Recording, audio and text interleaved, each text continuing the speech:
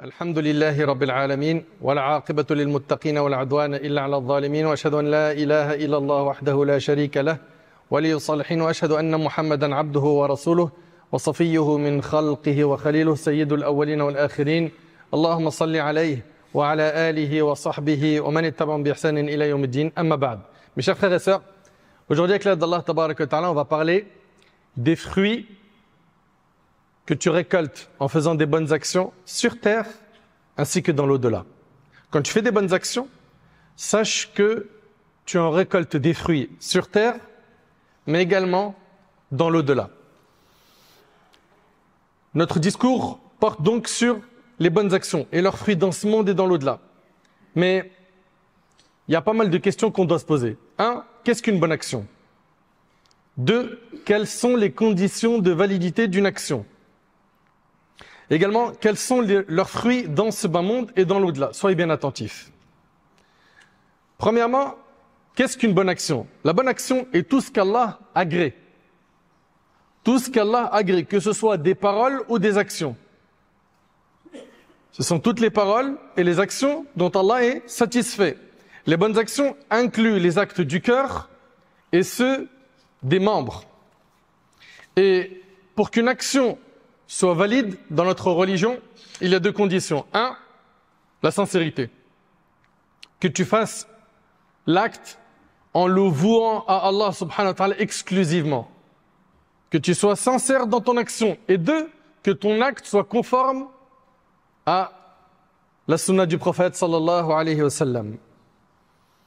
Et parmi les hadiths qui sont magnifiques à entendre, le hadith d'Abi Huraira, radiallahu anhu, le prophète sallallahu alayhi wa sallam a dit: quand le fils d'Adam meurt, son œuvre s'arrête. Je ne sais pas si tu réalises.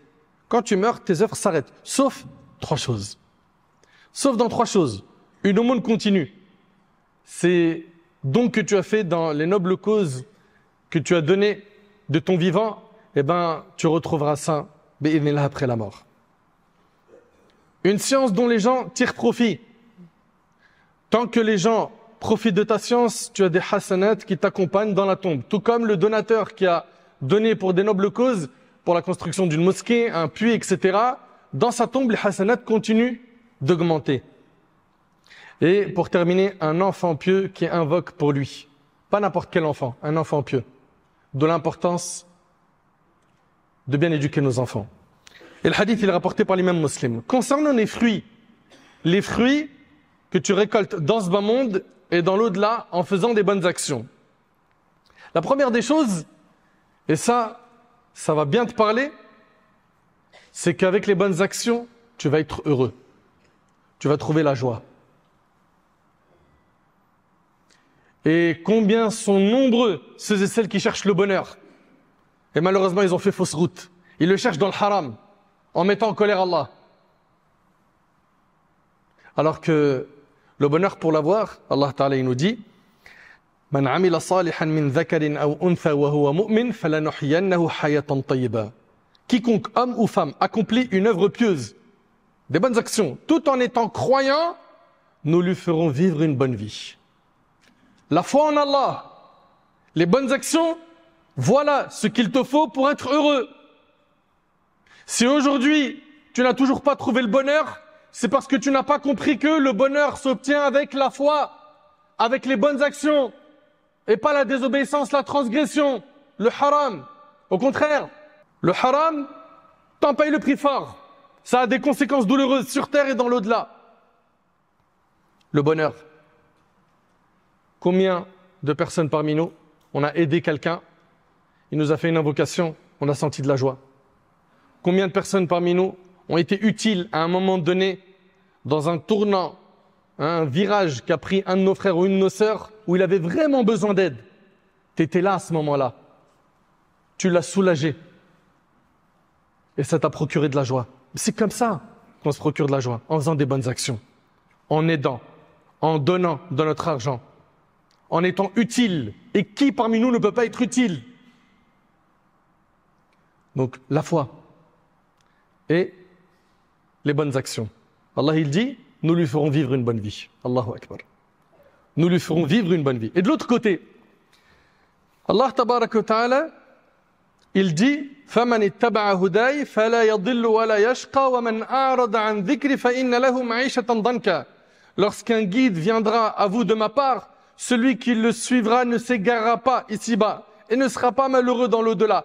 Quant à celui qui se détourne de mon rappel, celui qui se détourne du Coran, celui qui n'en veut pas, sa vie sera dure. Il ressentira que sa poitrine est étroite, serrée. Pourquoi? Parce qu'il s'est éloigné d'Allah. Tu as donc la foi et tu fais des bonnes actions, tu vas vivre une bonne vie. De l'autre côté, tu prends le chemin du haram, tu t'écartes d'Allah, du Coran, eh ben tu vivras une vie pleine de gêne. Le malheur, qui est le contraire du bonheur, est lié à l'éloignement du rappel d'Allah. Suivre le chemin d'Allah est la voie pour s'éloigner du malheur et atteindre le bonheur. Deuxièmement, qu'est-ce que tu récoltes comme fruit sur terre quand tu fais des bonnes actions? Tes enfants sont préservés et tes biens sont préservés. Et vous savez très très bien, mes frères, vous aussi mes sœurs, vous qui avez des enfants, que l'éducation des enfants, c'est un grand challenge. Les voir droit, dans notre contexte, c'est devenu un grand défi. Tu veux que tes enfants soient pieux? Tu veux qu'ils soient préservés? Toi, fais des bonnes actions, sois pieux. Allah tabaraka wa ta'ala, il dit وَلْيَخْشَى الَّذِينَ لَوْ تَرَكُوا مِنْ خَلْفِهِمْ ذُرِّيَّةً ضِعَافًا خَافُوا عَلَيْهِمْ فَلْيَتَّقُوا اللَّهَ وَلْيَقُولُوا قَوْلًا سَدِيدًا. Que craignent d'attenter au bien des orphelins ceux qui, s'ils laissent derrière eux des enfants en bas âge, s'inquiéteraient pour eux, qu'ils craignent Allah et tiennent des propos justes. Crains Allah, Allah préservera tes enfants. Crains ton Seigneur, Allah il les préservera. T'inquiète pas. On entend des gens dire aujourd'hui, moi j'essaye de sécuriser l'avenir de mes enfants. Tu sécurises rien. Celui qui sécurise l'avenir de tes enfants, c'est Allah. Non mais j'essaye de leur laisser un maximum d'argent, comme ça ils vont pas tendre la main. Très bien, mais si tu leur laisses pas le dîn, qu'est-ce qu'ils vont faire? À ta mort, ils vont se chamailler, ils vont se battre pour l'héritage. Il est possible même qu'il y ait une rupture de lien de famille pour l'héritage que tu leur as laissé. Pourquoi? Parce que tu as tout misé sur le matériel. Mais l'éducation islamique, c'était pas un souci pour toi. Tu as peur pour tes enfants, tu as peur pour tes biens, crains Allah. Fais des bonnes actions. Allah, il te les préservera. Allah, il te les préservera. Donc, ce que tu gagnes en faisant des bonnes actions sur terre, c'est le bonheur. Ton cœur, il est rempli de joie. 2, Allah, il préserve tes biens, il préserve tes enfants. Également, tes soucis disparaissent. Subhanallah, qui parmi nous sur terre n'a pas de soucis? On sait très bien qu'on est dans une terre d'épreuves, n'est-ce pas? Allah subhanahu wa ta'ala dit لَقَدْ خَلَقْنَا الْإِنسَانَ فِي كَبَدٍ. Nous avons créé l'homme pour une vie pleine de lutte. C'est une vie de lutte. Aujourd'hui tu es heureux, demain tu ne l'es pas. Aujourd'hui on t'a annoncé une bonne nouvelle, demain malheureusement c'est une mauvaise nouvelle. La vie n'est pas stable. Eh bien si tu veux, dans les moments difficiles, avoir le soutien d'Allah et que tes soucis disparaissent, fais des bonnes actions. Fais des bonnes actions. Allah tabarak wa ta'ala, en ayant évoqué les difficultés qu'ont vécues les prophètes, il dit Azza wa Jal, innahum kanu yusari'una fil khayrat wa yad'unana raghaban wa rahaba wa kanu lana khashi'in. Tous ces prophètes s'empressaient de faire le bien, nous invoquaient par espoir et crainte et faisaient preuve d'humilité devant nous. Allahu Akbar. Donc, tes soucis vont disparaître. Quoi d'autre? Tu vas gagner l'amour d'Allah. En faisant des bonnes actions, tu gagnes l'amour d'Allah Azza wa Jal. Dans un hadith Qudsi, Allah tabarak wa ta'ala, il dit « Et mon serviteur ne cesse de se rapprocher de moi au moyen des œuvres surérogatoires jusqu'à ce que je l'aime. » Plus tu vas faire des actions surérogatoires, donc non obligatoires, l'aumône, les prières surrogatoires, parrainer un orphelin, faire du dhikr, évoquer Allah, lire le Coran, etc. Plus tu vas faire ça, plus tu vas gagner l'amour d'Allah. Et Allah il dit, et lorsque je l'aime, je suis l'ouïe par laquelle il entend, la vue par laquelle il voit, la main par laquelle il prend, et le pied par lequel il marche. S'il me demande quelque chose, je lui donne. Et s'il cherche refuge auprès de moi, je lui accorde refuge. Et le hadith est rapporté par l'imam al-Bukhari.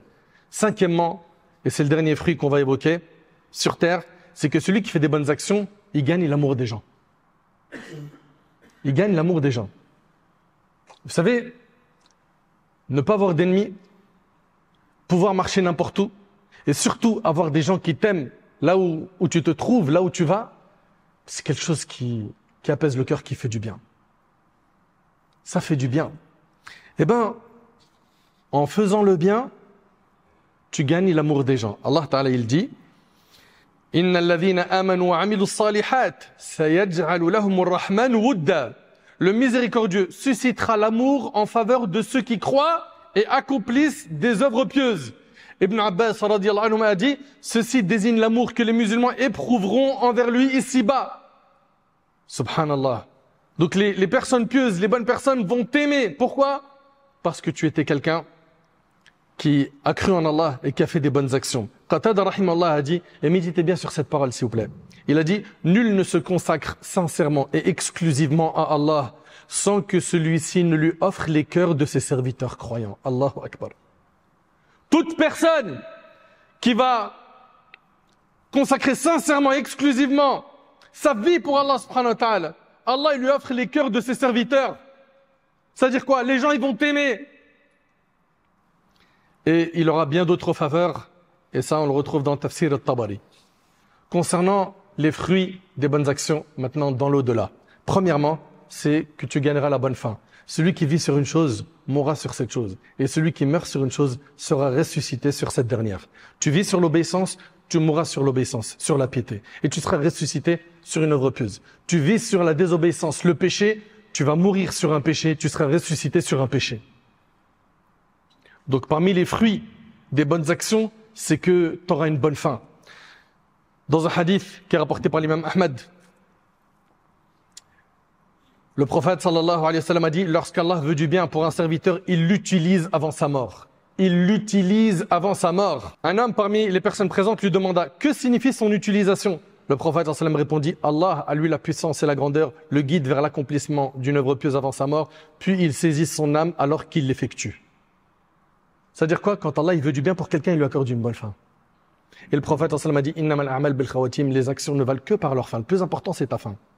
Donc tu fais des bonnes actions. Premier fruit que tu peux récolter, c'est quoi? C'est une bonne fin. 2, c'est la bonne annonce au moment de la mort. Au moment de la mort, il y a les anges de la miséricorde ou les anges du châtiment qui viennent pour récupérer ton âme. Ils sont très nombreux. Et à ce moment-là, qu'il y a un moment où tes proches sont pleins de panique, ils sont en train de voir un membre de leur famille qui est en train de mourir. Toi, à ce moment-là, au moment de la mort, tu es rassuré si tu étais quelqu'un de pieux qui faisait des bonnes actions. Allah tabarak wa ta'ala il dit innal ladhina qalu rabbuna Allah thumma istaqamu tatanazzalu alayhimul malaikatu alla takhafu wa la tahzanu wa abshiru bil jannati allati kuntum tu'adun nahnu awliya'ukum fil hayati ad-dunya wa fil akhirah wa lakum fiha ma tashtahi anfusukum wa lakum fiha ma tad'un nuzulan min ghafurir rahim. Ceux qui disent notre Seigneur est Allah puis se tiennent sur la voie droite, c'est pas simplement ils le disent avec la bouche, c'est ils sont droits dans leur vie. Puis se tiennent sur la voie droite. Les anges descendent sur eux. Subhanallah, au moment de la mort, ils viennent te rassurer. Et qu'est-ce qu'ils te disent? Ne craignez rien pour l'au-delà et ne soyez point affligés. Allahu Akbar. T'aimerais pas avoir cette annonce au moment de la mort? T'aimerais pas que les anges te rassurent? C'est un long voyage, le voyage de l'âme après la mort. Pour pouvoir être rassuré, il faut cartonner. Toi qui es encore vivant, assure. Accroche-toi aux bonnes actions, aux bonnes fréquentations. Rapproche-toi plus de la mosquée. Et délaisse les péchés et les mauvaises fréquentations. Ceux qui disent notre Seigneur est Allah, puis se tiennent sur la voie droite, les anges descendent sur eux et leur disent ne craignez rien pour l'au-delà et ne soyez point affligés pour ce que vous avez laissé sur terre. Réjouissez-vous d'entrer au paradis qui vous était promis. Ça, c'est dans le Coran. Est-ce que tu aimerais avoir ça comme annonce au moment de la mort? Nous sommes vos protecteurs dans la vie d'ici-bas et dans l'au-delà, où vous obtiendrez tout ce que vous désirez et tout ce que vous demanderez. Telle est l'hospitalité offerte par celui qui est pardonneur et miséricordieux. Allahu Akbar. Troisièmement, ce que tu vas gagner en faisant des bonnes actions, c'est que tu seras en sécurité dans ta tombe. On a dit, tu auras une bonne fin. Bi'idhnillahi tabarak wa ta'ala. 2, c'est que tu auras une bonne annonce au moment de la mort par les anges. 3, tu es en sécurité dans la tombe. Dans un long hadith, ce hadith-là, Le prophète sallallahu alayhi wa sallam nous dit dans sa fin que la personne, quand elle sera questionnée dans sa tombe et qu'il aura bien répondu, il lui sera dit: tu as vécu sur cela et tu es mort sur cela et tu seras ressuscité, si Allah le veut, sur cela.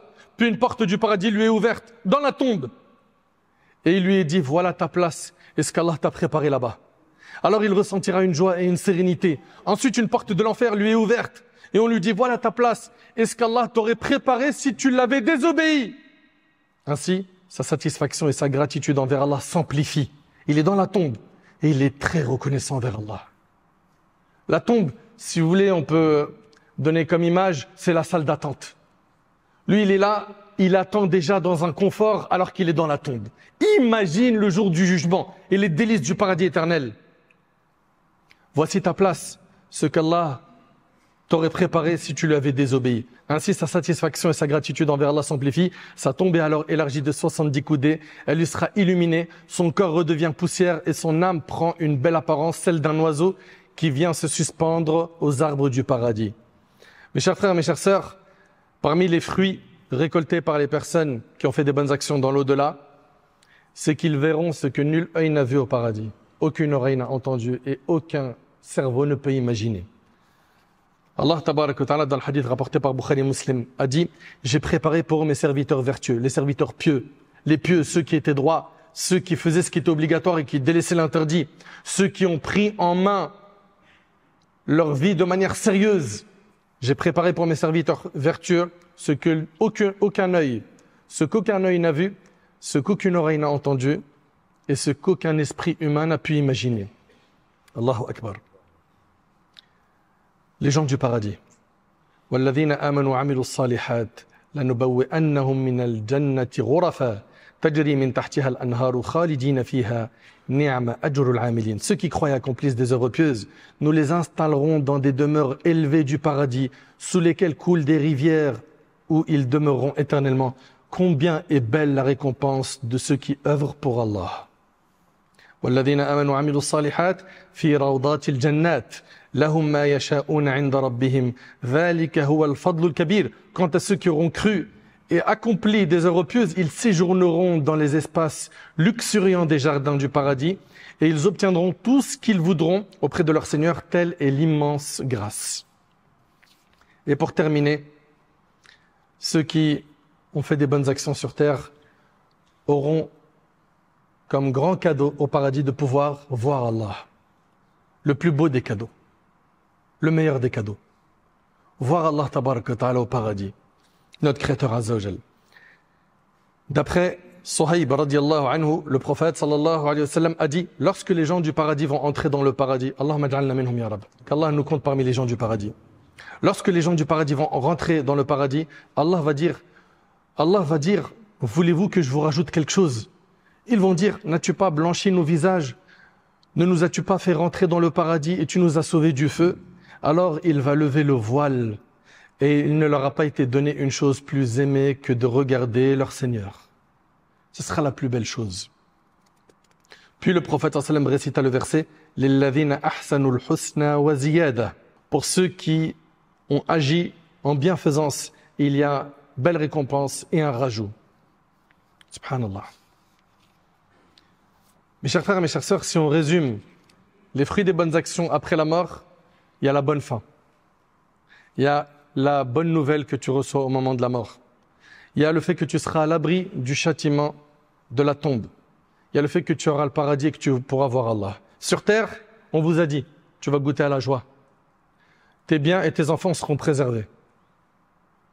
On a dit également que tes soucis disparaîtront, qu'Allah t'aimera et que les gens t'aimeront.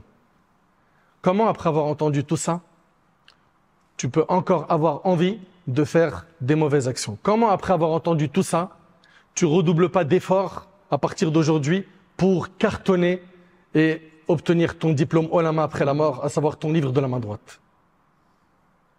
Comment, après avoir entendu tout ça, tu n'es toujours pas motivé à te prendre en main sérieusement?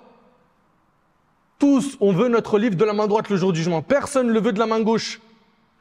Et c'est faisable. Wallahi, mes chers frères, c'est faisable. Beaucoup d'entre vous, surtout les jeunes, ils se disent: Ouais, mais mon frère, t'as vu les défis qu'il y a autour de nous, t'as vu TikTok, machin, la fréquentation, le net. Oh, c'est le bazar dans notre quartier. On sait pas comment s'y prendre. Akhi, nous aussi, on a grandi dans des quartiers. Et on s'est pris en main. Je prétends pas, moi, être un exemple ou un pieux, mais une chose est sûre, c'est que, mes chers frères, quand on veut faire le bien, Allah il nous le facilite. Juste, faut que tu aies la volonté. Faut que tu te prennes en main. C'est pas possible que tu suis la masse qui t'appelle à faire n'importe quoi. Mais jusqu'à quand? Le paradis, il est accessible. Mais il faut en payer le prix. Et en faisant ces efforts, regarde ce que tu récoltes sur terre déjà. Et ce qui t'attend après la mort si tu fais des bonnes actions. Fais le bon choix. Tu as été prévenu. Ne dis pas je savais pas. Tu as été prévenu qu'on se prenne en main sérieusement, qu'on se repente. Et quoi qu'on ait fait comme péché, Allah tabaraka wa ta'ala est pardonneur et miséricordieux. Et il change les mauvaises actions en bonnes. Et il pardonne. Et il facilite les repentirs. Juste faisons un effort. Allons vers lui, subhanahu wa ta'ala. Invoquons-le avec des volontés sincères de vouloir être quelqu'un de meilleur. Et Allah tabaraka wa ta'ala nous facilitera cela. Qu'Allah tabaraka wa ta'ala fasse de nous des gens pieux. Qu'Allah subhanahu wa ta'ala améliore notre situation. J'implore Allah tabaraka wa ta'ala de nous pardonner nos manquements. J'implore Allah tabaraka wa ta'ala de nous accorder une bonne fin. J'implore Allah tabaraka wa ta'ala de nous ressusciter en compagnie des prophètes, des véridiques, des pieux. J'implore Allah tabaraka wa ta'ala de nous accorder le jour du jugement notre livre de la main droite, de nous faciliter le jugement, de nous faciliter de passer sur le pont du sirat. Sallallahu tabaraka wa ta'ala an yanfa'ani bima qultu wa yanfa'akum bima sami'tum.